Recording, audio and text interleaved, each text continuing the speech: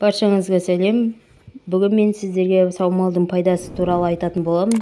Ең алдымен менің арнама тіркелуді ұмытпаңыз. Ендеше кеттік. Саумалының пайдасы қандай? Әлемде және Қазақстанда бие сүтінің танымалдылығы жыл сайын артып келеді. Ғалымдар бұл өнімді зерттеп, саумалдың адамға тигізетін көптеген пайдалы қасиеттерін анықтады. Емдік қасиеттері. Саумал бұл жеңіл қорытылатын белсенді биологиялық өнім. Ол ағзаға сіңірілу кезінде ас қорыту процесіне қатысатын органдарға, атап өткенде асқазан, ұйқы безі, бауыр, ішек үлкен жүктеме жасамайды. Сол себептен дененің қалыпқа келу процесін жылдамдатады.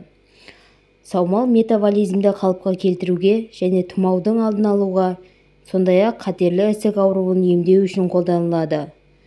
Және ол қан айналымын жақсартады және ер адамның потенциясын күшейтеді.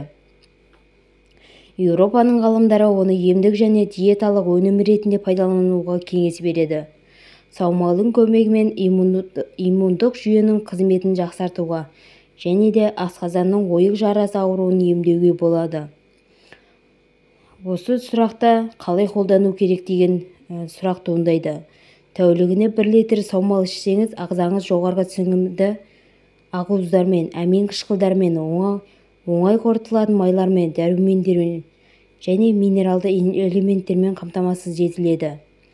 Емделу уақыты 1 ай, бірақ толық пайда алу үшін кейбір ережелерді сақтау қажет.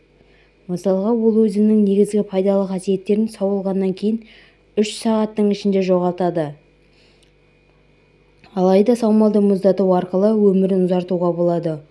Ол барлық биологиялық белсенді компоненттер мен дәрумендерді сақтайды.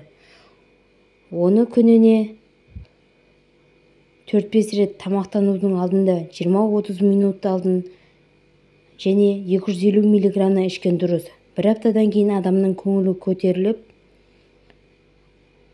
ұйқысы жақсарып және тәбеті ашылады. Менің бүгін берген ақпаратым сіздің пайдаңызға жарады деген үміттемін. Соңына дейін қарағаныңызға рахмет.